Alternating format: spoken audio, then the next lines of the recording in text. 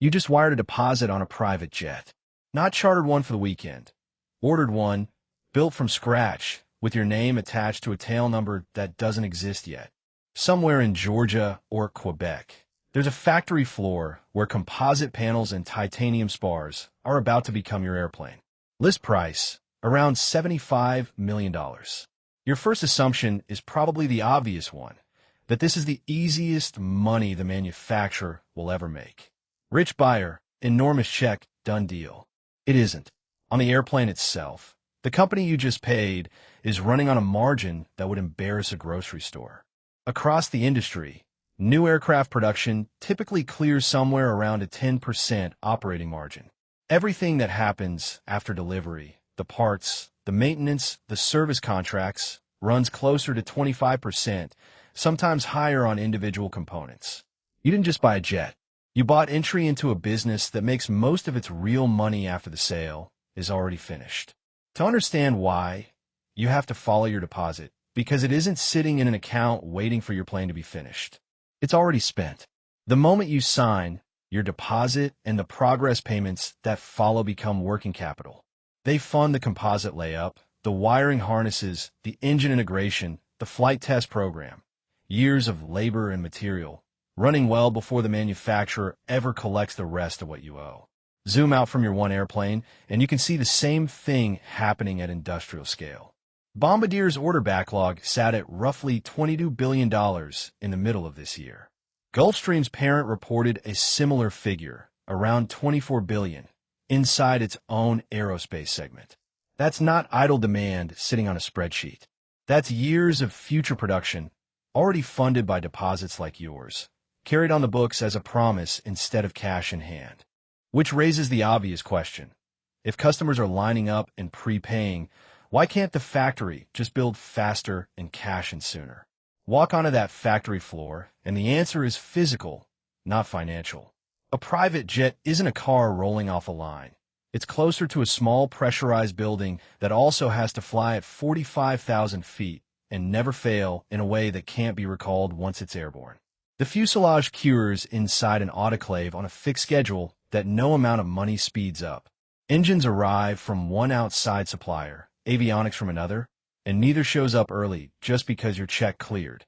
Once the airframe is complete, it still has to clear flight testing and a certification process that answers to a regulator, not a sales department. Every stage in sequence, not in parallel. A single delay anywhere in that chain pushes your delivery date, and with it, the day the manufacturer finally gets paid in full. So even with more buyers than the company can serve, and right now, orders are arriving at roughly 1.5 times the rate jets are being delivered. Output barely moves. The bottleneck isn't demand. It's physics and paperwork, and it's the reason your deposit sits inside a multi-year production line instead of a bank account. That gap between orders and deliveries is exactly what stacks the backlog higher every quarter. And a growing backlog looks, on the surface, like the healthiest number in the business. Proof of demand, proof of pricing power, proof the company could sell out twice over. A backlog is not revenue. It's a stack of unfinished promises funded years in advance, sitting exposed to a risk most buyers never think about. What happens if you cancel? Picture the same order, 3 years into a downturn instead of a boom. Your business took a hit. Your accountant is asking harder questions, and that $75 million jet suddenly looks like the easiest line item to walk away from. You call and cancel. Depending on how far along your airframe is, you lose your deposit and some portion of the progress payments already made. Real money, but a fraction of the total contract. The manufacturer, though, loses something bigger than your payment. It loses the aircraft's entire future. The 30 or 40 years of parts orders, scheduled inspections, and engine overhauls that airplane was supposed to generate once it was flying. If enough buyers cancel at once, which is exactly what happens industry-wide in a downturn. The company isn't just short one sale. It's short the entire downstream business that sale was supposed to fund. At the exact moment, its factory still has half-built airframes and no one left to buy them. A wave of cancellations doesn't just shrink a backlog number on a slide. It quietly erases the future business the company was actually counting on. That's the real risk sitting inside the reassuring-looking order book. And it's also the clue to what this business is truly built around. If you've ever wondered whether buying outright versus fractional ownership makes sense for you, the quick version is that it almost never pencils out below a few hundred hours a year of flying. Worth its own video sometime. Back to the factory floor. Here's the reversal. The airplane was never the profit center. It's the down payment on one.